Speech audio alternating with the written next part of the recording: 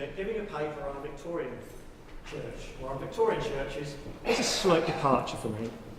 I'm a medievalist and have a PhD in early medieval architecture and archaeology of churches, so you may not feel that I'm qualified to give a talk on Victorian architecture. And no, I'm not going to give a talk on all the minutiae, all the details of Victorian architecture, but I thought I would take a slightly different approach to this. And rather than me presenting the facts and figures and coming up with a conclusion, I was going to present this paper in the sort of a way of a court proceeding. So we have the case for the prosecution for James Fowler and the case for the defence for James Fowler, and then you, the audience, the jury, which then removes me from having the awkward position of having to conclude anything about a Victorian architect, or excludes the medievalists, shall I say, having to conclude anything about a medieval architect in front of an audience who knows far more about Victorian church building than I do. So I thought that's the approach I was going to take. Now, in my role as the Historic Churches Support Officer for the Diocese of Lincoln, I, together with my colleague Ben Stoker, who's speaking late this afternoon, work with many of the 630 churches across the county on a variety of different schemes, including repairs, reorderings, new facilities, interpretation, pretty much anything which relates to a church building. In the course of this work, a name I come across very frequently is that of James Fowler, a prolific Lincolnshire-based Victorian architect who is not always mentioned in a very good way in the guidebooks. You can look at various architectural guides for Lincolnshire, Pevsner being one, and Pevsner doesn't hold back on his criticisms of James Fowler. So I thought, is this a just way of looking at it? Shall we have a different look at Fowler's work? So I thought a paper here, exploring this Victorian architectural Fowler, would be a good way of learning a bit more about him. And is he such a bad thing? Is he a foe, or is he a friend of the medieval church? So that's where we start. But before I start the case, it's worth putting Fowler's work in context and the circumstances of the church in Lincolnshire. Prior to the Gothic Revival, there's this bit of context of the Victorian architects working across the county. He was just one of several. Now, the diocese, roughly the historic county now, has 630 churches currently in use. In the medieval period, that was around about 700. As with most counties, it was over-churched. There's been significant losses in various parts of Lincolnshire over the years, particularly in the medieval period, towards the end of the medieval period. So we've gone down to the figure we have now. Some of the highest losses were across the Lincolnshire Wolds, something I'll come back to in a minute, which also has a high corresponding number of deserted medieval settlements. We also have fairly high losses in Lincoln's major urban centre, which is Lincoln itself, which had 44 parishes prior to the Reformation and 14 at the end of it. Needless to say, by the 19th century, or start of the 19th century, Lincolnshire, like many other counties, was at a fairly low ebb when it comes to church building. However, but the changes of the 1830s and 40s, the church started to tighten up its grip and use its resources more effectively. So we start to get a blossoming of the Gothic revival in Lincolnshire. Now, that's one factor for it. There is another factor as well which we need to take in. Lincolnshire was a hotbed of nonconformists, which was perhaps another reason for them pointing to the Gothic revival. The county as a whole in 1851 was 50-50 Anglican and nonconformist. That's a high figure by national standards. However, there were even higher areas across the county. Charles Rawling's research has illustrated in the northern area of the Lincolnshire Wolds, this figure was as high as 58%. A figure only exceeded in 3 other counties of Durham, Northumberland and Cornwall. So you can see, it's little wonder that the Anglican Church had a vested interest in repairing and in rebuilding its churches. And the figures involved are really quite staggering. For example, in the period from 1840 to 1900, researchers illustrated that there were 370 pieces of work carried out across Lincolnshire's churches. They're the ones with faculty. I would imagine there might be a few more that slip through the next which can get included in that. Well, this 60-year period of the High Gothic revival, that works on average 6 restorations and 6 rebuilds per year, although we do have a few high spots. For example, there were 21 in 1868, 16 in 1874, and 14 in 1878. In total, there were 44 rebuildings in this period, 294 restorations, including separate work on chancels, not paid for by the parish, and a further 25 refurbishments, which dealt with internal reorderings and that kind of thing. There were, of course, new builds as well. However, I've struggled to find accurate figures for those because new build and rebuild in this period is very fine line, so we'll ignore that one for now. Right, in amongst all this rather busy Gothic revival, we have some notable architects working in Lincolnshire. Scott and Dulong, for example.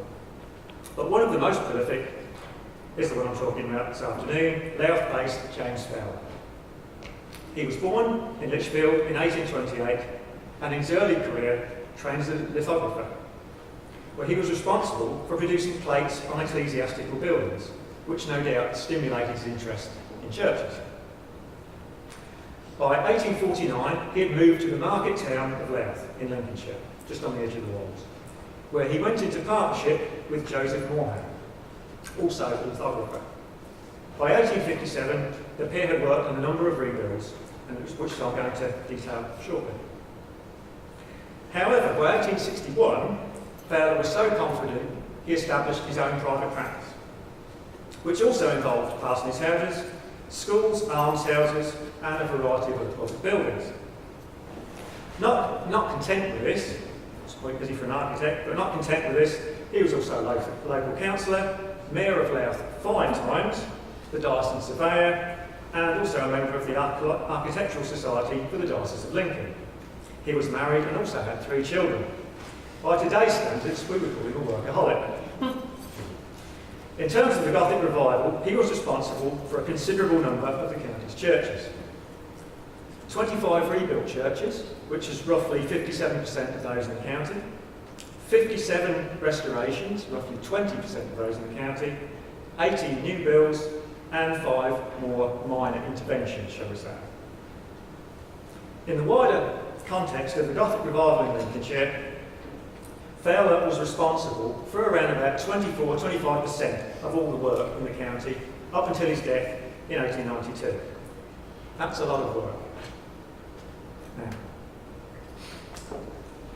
Now, due to the sheer volume of work that Fowler did, and all his pictures in guidebooks and bits and pieces, it's not going to be possible to cover all of it in the 15 or 20 minutes I have here.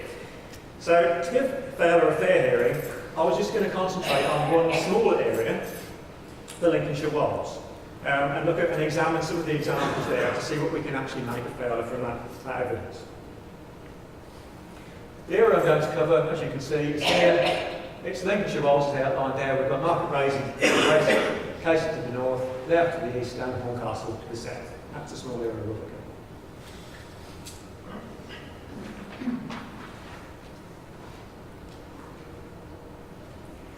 In this area, the medieval churches prior to the Victorian Gothic revival tend to be based on local sandstone and local greenstone with limestone dressings. Limestone has to be exported into this area because there's none naturally available.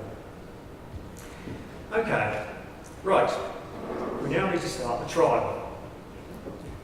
The case for the prosecution, Exhibit A. Fowler is accused of devaluing the medieval church in the Lincolnshire Wolds, and the evidence that I'm now going to present will hopefully prove this.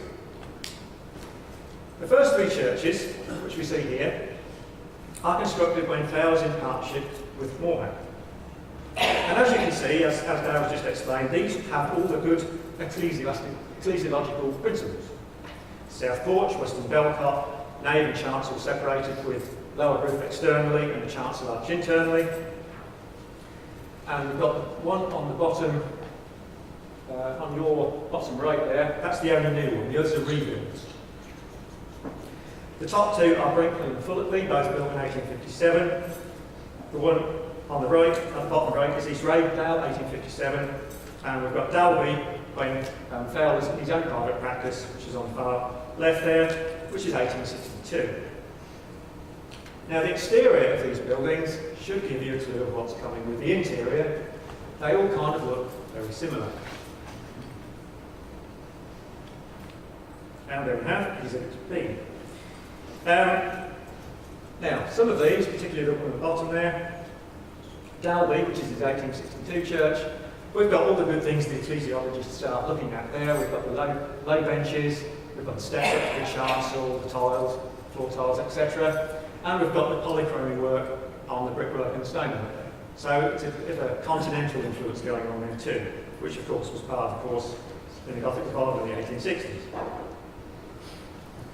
And the other one at the top there, we've got Fullerby. Again, this is less of an intervention from Fowler, but it does show ecclesiological principles again. Looking down from the choir, we've got the choir benches, we've got the low-level pews, and we've got typical Fowler roof there. That one's not scissor beam is his typical Fowler roof. That one's a bit more ornate for him. But you can see the general principle applies. And something I forgot to mention, he likes, in ecclesiological terms, middle pointed, which is what we've got there, that early medieval deck kind of style, although he does tinker with it a little bit. Some of his later ones. Coxwold, the top right. Hatton, next to it, 1870. Thor's Way, bottom right, 1879. And Thimbleby, 1879. Now, as you can see, they follow a similar formula that we've seen before. The only difference to this is Coxwold, of course, which has a Norman tower, which they decided to leave and not take down. But the remaining bits are all Fowler, and they're pretty similar to what you've seen on the other slides. He gets a bit carried away with Thoresby and puts a nice little bell on the end of it there, rather than having that on the wall. And Thimbleby, I'll come on to in a minute. Hatton, you can see we've got a continental influence going on there, which is typical of this period in ecclesiological terms. Semicircular apsidal east end with lancet windows. Not something familiar in the walls in that period, from the medieval period at least. With the exception of Thimbleby, all of the others have earlier fabric still embedded in them, although you have to hunt hard to find them.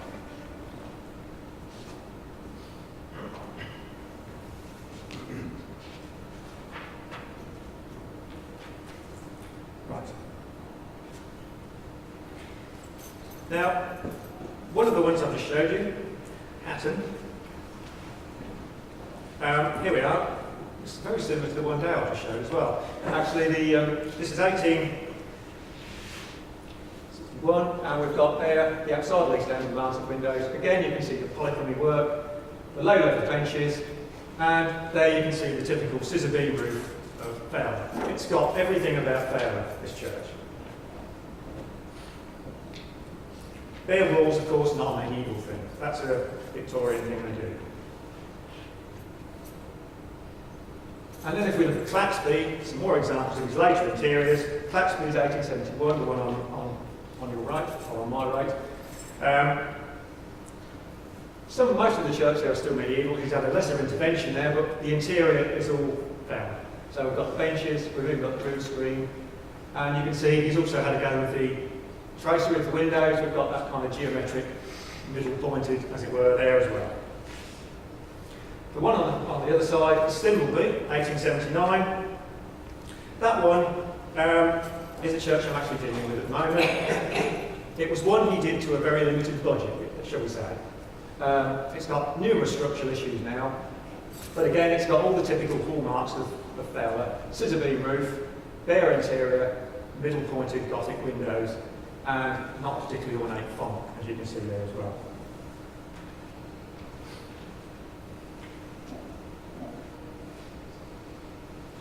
Now, so far we've seen they're all Fowler's work. As you can see, there's quite a similarity between a lot of them. Now, in the prosecution summary, I could say, as we've seen, I could suggest that Fowler's probably devalued the medieval church in the Lincolnshire Wolds area. It has removed many examples of the original medieval fabric, both on the interior and on the exterior. and he executes what he thinks is the ideal medieval church with a limited range of architectural devices, and introduces elements of continental influence which are unfamiliar to churches in the Walls area. He's also responsible for removing some very fine fittings and fixtures from the Georgian period as well, which I don't have time to go into. This means there's a loss of history, a loss of significance to these former medieval buildings in the Walls. That's what the prosecution hangs on. And there's one final example I can probably show this with very clearly, and that's Bennyworth here, another church in the Walls. Now, trying to find the medieval structure in all of this is quite a challenge. The chancel arch that's still medieval, but the rest of it is pretty much Fowler rebuild in the early English kind of first appointed style, as they called it. And it's an interpretation. What he's trying to do here is trying to show an evolution of a church by just building a new one completely. Which of course we get the evolution in the medieval building, but the Victorian one, he's just trying to show how it's evolved by putting new bits in and making it look old. The door, the Norman West door there on the tower, Pevsner kindly puts this as 90% Pevsner, 10% Norman, which kind of sums that one up really. The root screen, again, Fowler, but it's got some, or slightly later than Fowler actually, sorry, and it's got some perpendicular bits in it, which means there were some perpendicular bits in that church, 15th century stuff, which is now gone. We don't know. But that's the result, and it's not one of the most beautiful of Lincolnshire's churches, I have to say. That is the case for the prosecution. Now the case for the defence. Now, first of all, we must consider in the defence that the church does not occur, or church change rebuilding does not occur in a social vacuum. It's all too easy to overlook.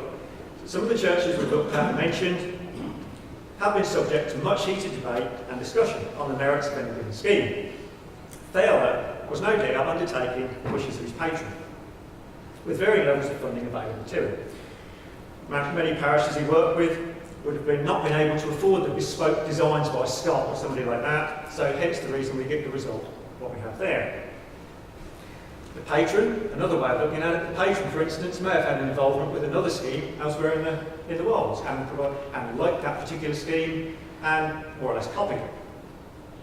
So we can't lay devaluing the medieval church solely at the feet of Fowler. We should also consider that Fowler was also a product of his time. He was not acting alone. He had many contemporaries doing work, similar work, all over the county. Removing interiors, reinterpreting medieval churches, that kind of thing. We all know the story. And let's not forget, it's not Fowler just repeating what's gone before. If we look at Exhibit G here, if we go back to the medieval period, we've got three churches here. Asby, Peckington at the top, and in the middle, we've got Helpingham. Asby is pretty much a decorated church with some later perpendicular bits, remodelling an earlier building. Helpingham, decorated period church, sweeping away an earlier building, got a decorated one there, which is the same case with Peckington. Is that not the same as what the Victorian architects are doing? In the Middle Ages, in this decorated period, a very prosperous period in Lincolnshire, they're sweeping away earlier buildings and replacing them with decorated period ones, which really do look a bit the same. And you can also say the same about the interiors. Now, the interiors, again, not so easy to recreate because we can't, it's been lost since the long Reformation we've had.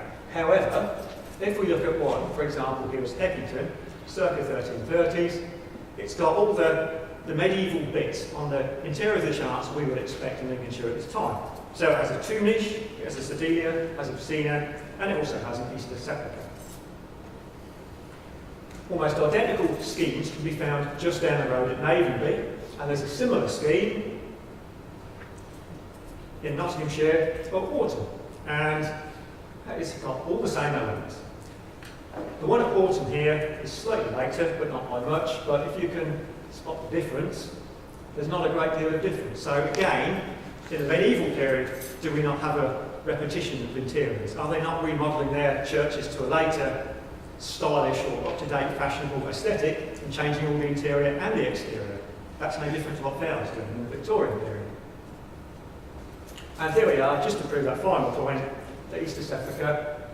The one on the right is Heckington, the one on the left is Horton. Heckington being a fraction earlier, not the same mason, but it certainly influenced the work at Horton. So there we are, that's the very brief case of the defence. And one very important final point that can be made about Fowler regardless of his designs, it would be fair to say for Lincolnshire that had he not undertook so many commissions from the county, there wouldn't have been so many surviving churches. Surely having a building which is essentially the same as a number of others is better than having no church building at all. Now, the final bit of my paper, as I've said, I've just presented a very small piece of evidence about Fowler. Now, I don't feel at all qualified to come up with a conclusion or a judgment on this. So, you as the jury now have to decide what the result is. Was Fowler a friend or foe of the medieval church? Now, I think probably the easiest way to do this is a show of hands. So, shall we go friend first? I think I know what the overwhelming majority is going to be. I think foe. Shall we just say foe? Yes. Okay. Case adjourned. Thank you.